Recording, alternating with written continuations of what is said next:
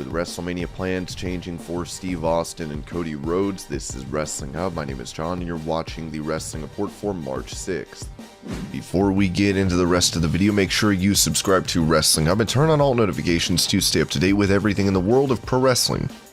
Also, don't forget to follow us on Instagram at WrestlingHubOfficial, and also follow us on Twitter at Wrestling_Hub.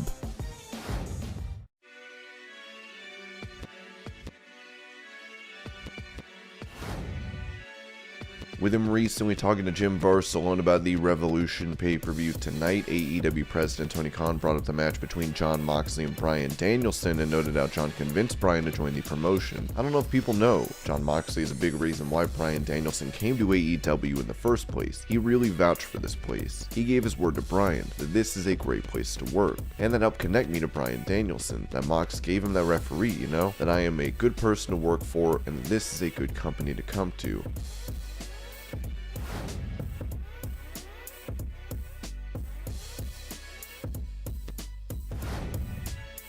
After making his debut for AEW, Ricky Starks has been a consistent highlight in programming for the company. Talking on the Superstar crossover show, Starks noted that he would be unbeatable if he ever worked with Paul Heyman. Well, first off, I think the fact that Paul is going to acknowledge me is also a good start here. You know what it is? What I actually really like about Paul is the fact that this dude worked his way up from one of the most famous clubs in New York as a photographer to where he is now. I admittedly and selfishly would have loved to have the chance to work with him. Bro, I am like a piece of clay right now. Can you imagine if Paul Heyman got his hands on me? I would be freaking unstoppable. I'm already on my way to being on stage. What I'm saying is, I would have been there a lot quicker. So the personal situation with Paul Heyman is the fact that, what a missed opportunity between me and him, don't you think?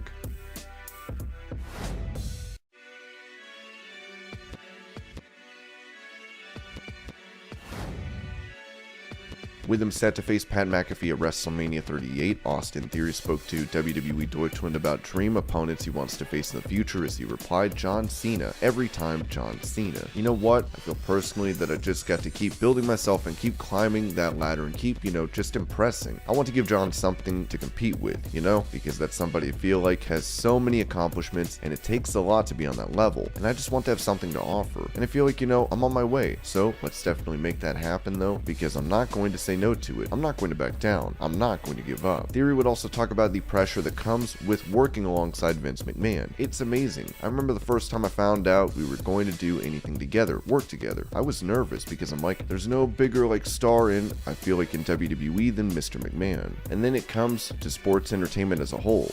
He's definitely the first on that Mount Rushmore. To me, that's all going through my head when I gotta go, sit down with him and we have to shoot this promo. And especially, being live, it's a lot of pressure. But I think over the time, it's just learning from him and knowing what he wants and what he's looking for. And just his, mentorship and him helping mold me and understand, how the WWE works. It's awesome and I have no complaints about it whatsoever.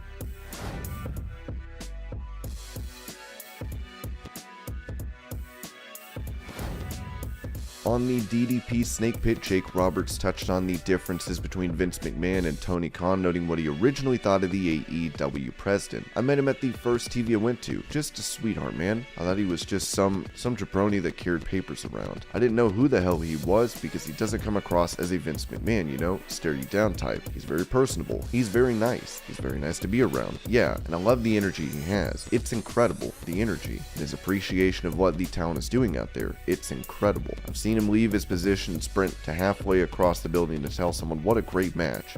I've never seen Vince do that. I appreciate everything that they do. Everything including birthday cakes for guys on their birthdays too. The way they handle everything, the hotels that they put us in, the flights, to just all of it, man. It's a class organization, and I see what's happened. He's taken what he's been doing for years with football people and the soccer people in England because he owns a club over there, and he's given that same type of love, that's what I call it, to wrestlers, and it's absolutely wonderful.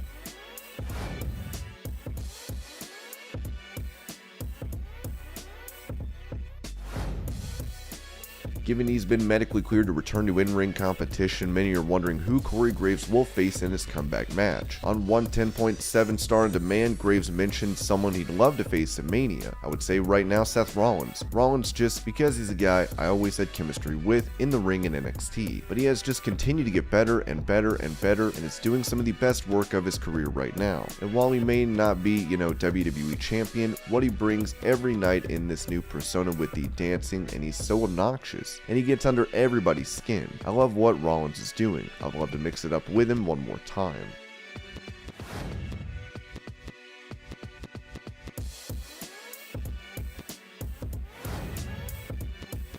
With AEW's recent acquisition of ROH, it was reported that Triple H had wanted WWE to buy Ring of Honor back in 2018. Of course, this would not happen, but Dave Meltzer noted in the Wrestling Observer newsletter that the promotion would have ultimately been shut down. WWE would have only wanted the tape library for matches which featured WWE stars.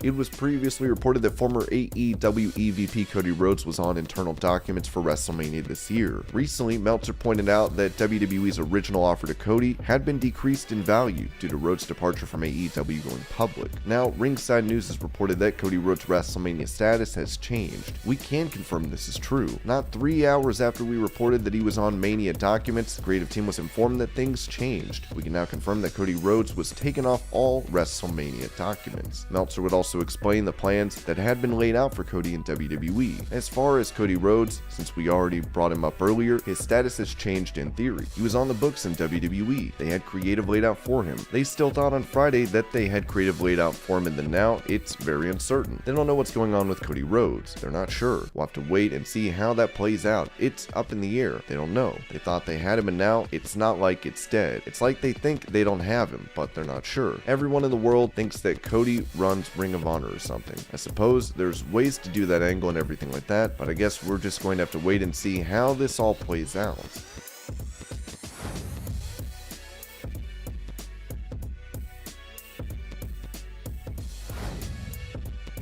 There have been reports of a WrestleMania feud between Kevin Owens and Stone Cold Steve Austin, as KO has been trashing the state of Texas on programming, which is Austin's home state, and where the pay-per-view will take place. It was said that the company was waiting on Owens to finish up his angle with Seth Rollins, yet Meltzer noted on Wrestling Observer Radio that WWE is scaling back Austin's involvement. The big thing was they wanted Vince and they wanted Austin, because they've got a lot of tickets to sell, and Pat McAfee versus Austin Theory is not going to be selling a lot of tickets. And Steve Austin and Kevin Owens is, they will have a confrontation, but it is not clear if that will be a match or not anymore. It's essentially up to Austin at this point. They want the match. They thought they had the match. And, Steve, there's a reason he hasn't wrestled for 19 years. I just know that as of Friday, he had not agreed to do the match, even though it was on the books. Now, it's on the books as a confrontation.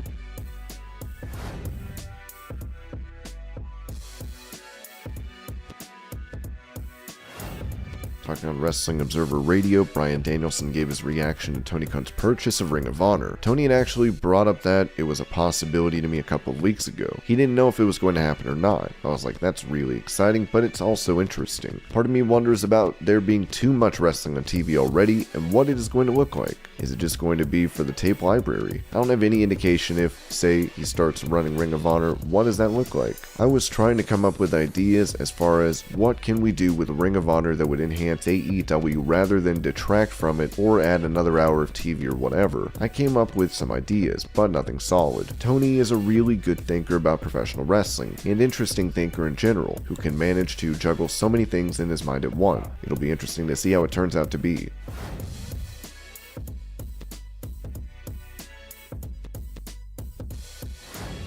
With WWE hyping up their Madison Square Garden live event by adding the likes of Brock Lesnar to the card, many were upset over the opponent for the Beast, Austin Theory. Fans took to Twitter to write, "Former Lesnar opponent is Austin Theory. Y'all played yourselves. Congrats." They put in Walmart Tyler Breeze. Everyone who is pissed right now has been worked. Stop fantasy booking and just let things play out, morons. Every dirt sheet and journalist who hyped this up. Everybody sat through a house show just for Brock's mystery opponent to be Austin Theory.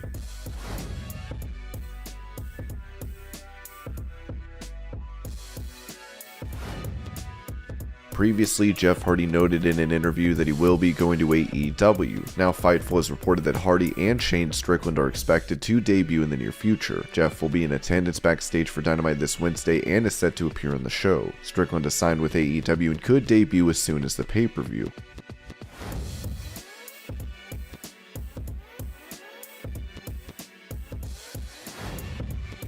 During that interview with F4W Online, Bryan Danielson mentioned why he decided to leave WWE for AEW. I don't like to divulge my conversations with Vince McMahon at all because I know he's a very private person, but one of the things when I finally made my decision, I'm like, okay, I'm set on this decision. And he was kind of asking me why, and I said, you know, there's part of me too that just wants to be able to bleed. And he immediately said, well, I'm sorry, I'll never be able to give you that. So yeah, it's not like I want to do it all the time. There's something, I don't know, incredibly life-affirming about it. As strange as that sounds. When I did the checks and balances as far as what I want to do in my life, where I can make a bigger impact and help more people, what the quality of my life would be for my children, two things that are not related at all would